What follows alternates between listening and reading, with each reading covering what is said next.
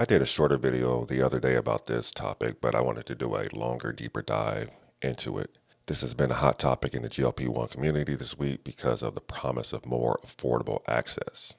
Now, I'm going to do my best to not make this political, but let's face it, everything is political, so that is likely impossible. Politics consume everything, so there may be no way around it.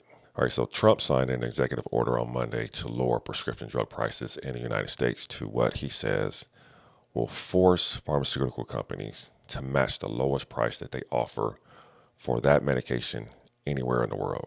This is what is called most favored nation pricing, which is a term that is used in trade that is like price matching guarantee when you go to a retail location. If you remember, he tried most favored nation pricing back in September 2020 through Executive Order 13948. Timing of this executive order was not coincidental. It was done ahead of the 2020 election as an offering to older voters on Medicare to procure their votes. Generally, there is no real commitment to these election year offerings from either party. In that executive order, the most favored nation pricing was only applicable to Medicare Parts B and D. A few entities sued to block the order. One of the entities was the Pharmaceutical Research and Manufacturers of America, or Pharma, the lobbying arm of the pharmaceutical companies. They were joined in their lawsuit by the Association of Community Cancer Centers, the Global Colon Cancer Association, and the National Infusion Center Association. Now, also the California Life Sciences Association, along with Biocom California Biotechnology Innovation Organization, filed another lawsuit. Both suits were successful owing to a combination of, one, the Center of Medicare and Medicaid Services, or CMS, exceeded its authority. Also, CMS not following the Administrative Procedure Act. And in the case of the Pharma lawsuit, the judge found that they would suffer irreparable harm in a loss of $5 billion in the first year. So the judges in both cases issued a restraining order to block implementation of the order. The Biden administration did not take up the court battle, and Biden subsequently repealed Trump's executive order. In October 2022, Biden kind of revived the effort to lower the cost of prescription drugs on Medicare and included Medicaid this time by issuing Executive Order 14087.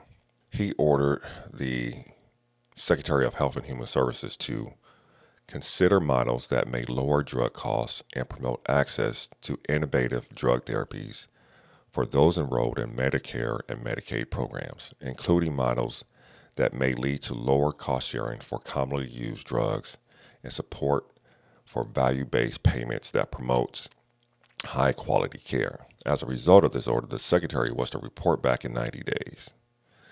The order contained the boilerplate language that it should be implemented consistent with existing law. Now, obviously, nothing came of this order, at least nothing substantial. Again, as with the previous Trump executive order, the timing is important here.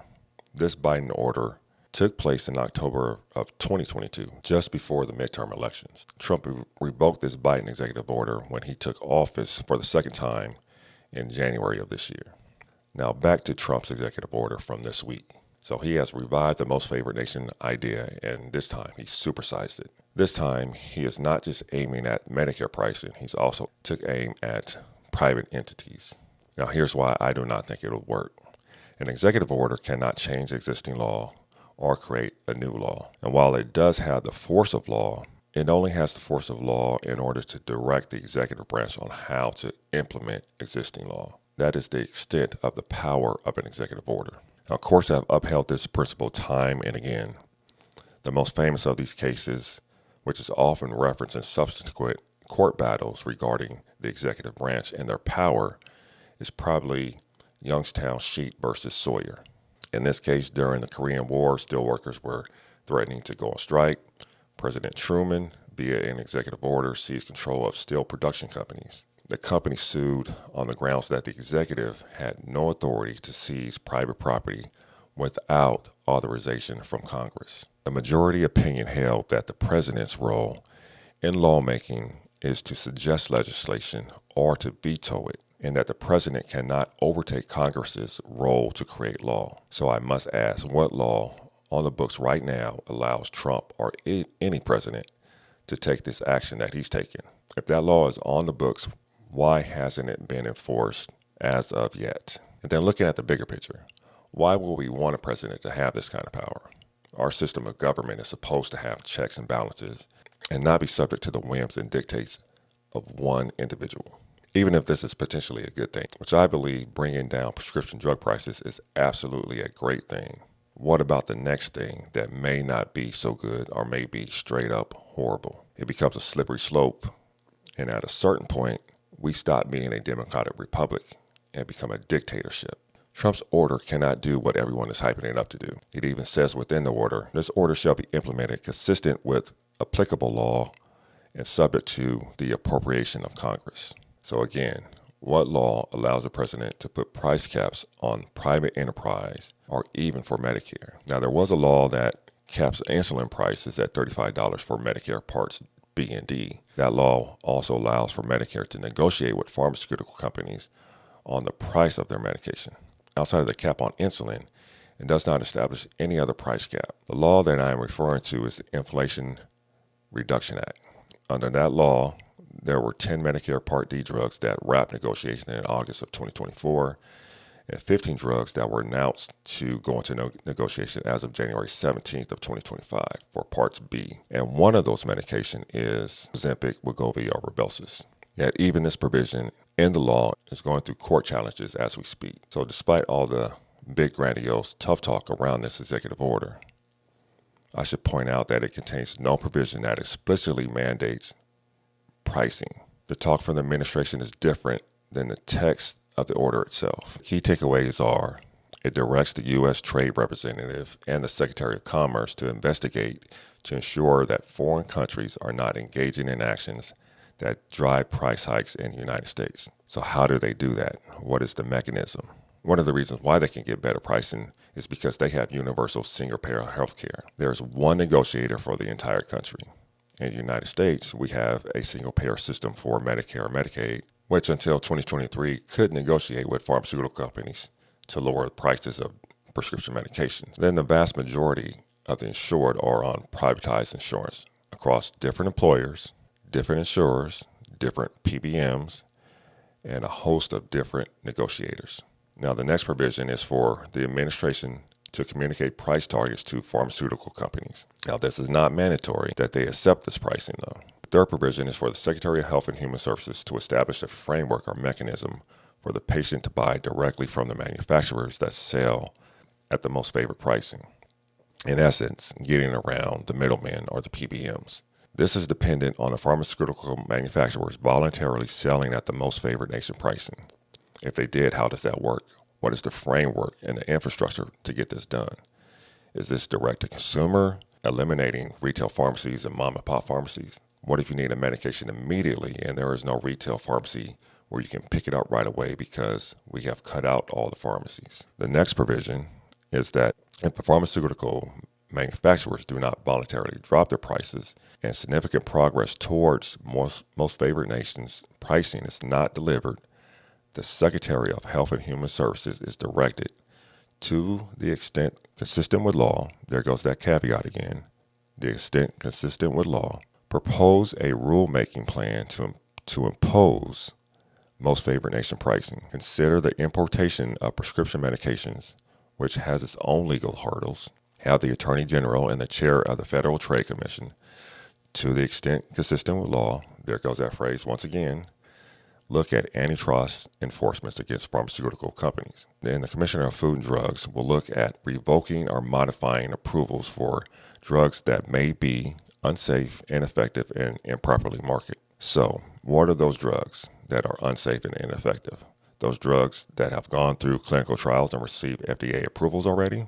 We're talking about those drugs. What are the drugs that are improperly marketed? The way drugs are marketed are already strictly controlled and regulated. So which ones are outside of those regulations that the government is not taking enforcement action on already? And then the Secretary of Commerce and other agencies will look at the exportation of drugs and precursor materials that may be fueling the global price discrimination. So again, what drugs are fueling global price discrimination? And how is that determined? So there does not seem to be a whole lot there. A lot of to the extent consistent with law, but what does the law say? A lot of other items with no clear mechanisms, and also a whole lot of other items with no clear mechanisms on how they will get done or what they actually mean. Now let's talk about the most favored nation policy, because there are a few loopholes here. If you were to force a pharmaceutical manufacturer to cap their prices to the level of the most favored nation, they could take a few actions. First, they could pull out of all other countries across the globe, removing any price comparison to which they must match. Now, why would they do this? It is reported that 70% of the profits come from the United States, and with no favored nations out there, they can just set the price to whatever they want to here in the United States because there is no price cap. Two, they could increase the list prices in all foreign countries and offer confidential rebates. This would give the appearance that prices are high, but with a confidential rebate, the prices are kept at the current levels, and those rebates could be subject to foreign laws requiring confidentiality, making it difficult for the United States to get around it. Now, as I mentioned earlier, the timing is important here. While there were no elections taking place with this particular executive order, there were two other stories that were dropped before this press conference. This particular story about the pharmaceutical prices took up all the oxygen in the room. The press conference for this executive order took place at 6 a.m. Additionally, the announcement regarding the China trade deal, or lack thereof, was made at 1 a.m. Eastern Time. And the perception could be that Trump blinked. And then at 3 a.m., the House Republicans released their budget proposal, and it includes an $880 billion cut to Medicaid, which will result in about 10% of those that rely on Medicaid to lose coverage. Now, that is according to the Congressional Budget Office. Now, here we are talking about coverage and accessibility, and we are also looking at throwing 8.6 million people off of coverage after promising not to do it. So the timing is not accidental, in my opinion. Look, I think our health insurance system is broken. Not only are our healthcare and pharmaceutical systems hopelessly dysfunctional, our government is the absolute worst.